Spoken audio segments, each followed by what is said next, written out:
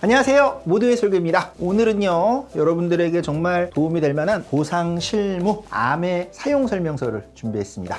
먼저 오늘 주제 암의 진단 확정인데요, 두 가지의 체크 포인트 아주 중요한 내용이니까요, 영상 시청하시기 전에 좋아요와 구독은 필수로 눌러 주실 거죠. 자, 먼저 질병 분류 체계는 달라져 왔습니다. 중요한 내용이니까 쉽게 풀어서 설명을 해드려 보도록 할게요. KCD라고 하는 한국표준질병 사인분류라고 들어보셨을 거예요. 가입하고 계신 보험이나 암보험에 보시면 약관 맨 뒤편에 암의 분류를 해놨어요. 그런데 이 KCD 한국표준질병 사인분류가 시간이 지나면서 변경되어 왔습니다. 현재는 8차를 사용하고 있는데요, 더 쉽게 설명드리면 여러분들이 가지고 계신 신체 어디든 종양이 혹이라고 하죠. 양성일 때는 암으로 보장받을 수 있는 게 없지만 그 종양이 세포가 변형이 되면서 상피내암, 제자리에 머물러 있다는 겁니다. 암이 될 수도 있는 종양, 세포의 변형이 상피층에 국한돼 있어요. 이럴 때 우리는 유사암, 소액암이라고 해서 보장을 받게 되는 거고요. 또 종양의 성격이 악성으로도 볼 수도 있고 양성으로도 볼 수도 있고 경계에 있다라고 하면 우리는 경계성 종양이다라고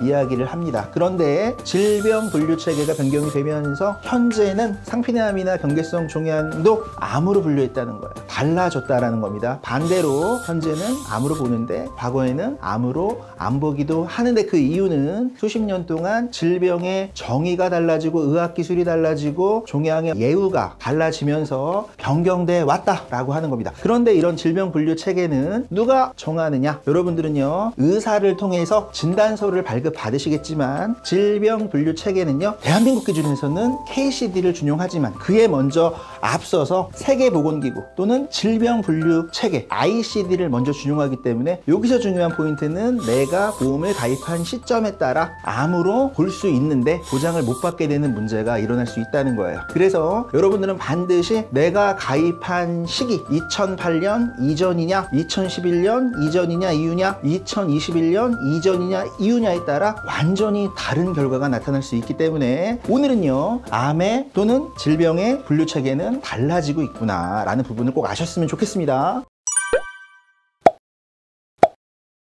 다음은요, 여러분들은 아마 건강검진을 하시고 용종이 나오신 적이 있다거나 또는 몸의 호르몬의 변경으로 인해서 이상신호가 와서 부인과 치료나 검진을 하셨을 수도 있어요. 그런데 건강검진을 해서 세포가 이상하거나 이게 암인지 아닌지 모르기 때문에 제거를 합니다. 그랬을 때 우리는 반드시 조직검사 결과지를 검토해야만 해요. 이를 뭐라고 하냐면 병리학적 진단이라고 합니다.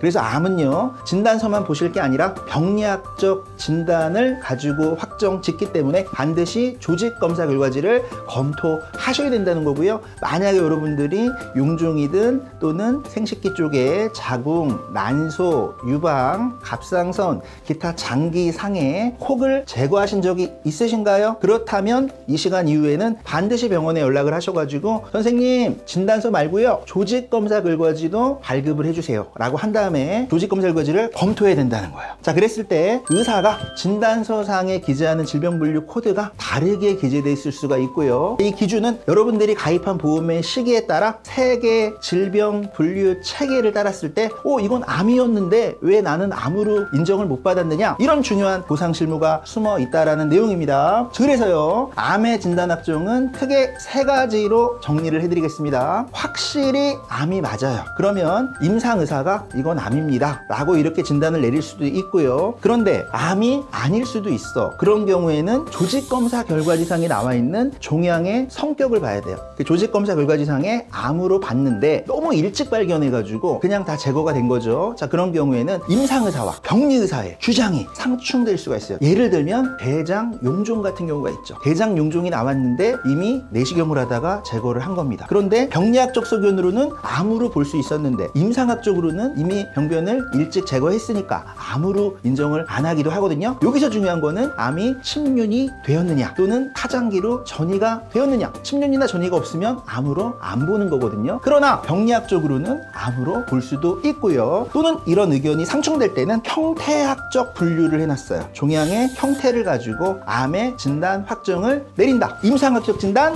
병리학적 진단, 형태학적 분류. 요 세 가지를 꼭 알고 계셔서 가입하신 보험들에 대해서 암에 대한 보장을 잘 받으셨으면 좋겠고요. 마지막, 암의 종류는 우리가 눈에 보이는 것만 있는 게 아니고요. 흔히 얘기하는 혈액암, 백혈병 뭐 이런 부분들도 있기 때문에 이런 것들은 고해감으로 또 분류를 합니다. 그래서 보장이 굉장히 크거든요. 가입하신 시점에 따라 고해감으로 분류를 안 했는데 언제부터는 고해감으로 분류를 했고 또는 일반암으로 분류를 했고 이런 부분들이 있기 때문에 반드시 가입하고 계신 상품의 가입 시기와 약관을 잘 확인하셔야 되며 반드시 조직검사 결과지를 검토해서 손해 사정을 잘 알아보신 다음에 보험금을 잘 받으시기 바랍니다. 자, 오늘은 설계가 아니고 모두의 보상으로 암의 진단 확정에 대해서 여러분들이랑 보상 공부를 해봤어요. 내용이 유익하셨다면 좋아요와 구독 부탁드리고 좋은 영상을 만들 수 있는 힘이 됩니다. 저는 더 좋은 유익한 보상 내용으로 찾아뵐 수 있도록 하겠습니다. 시청 감사드립니다.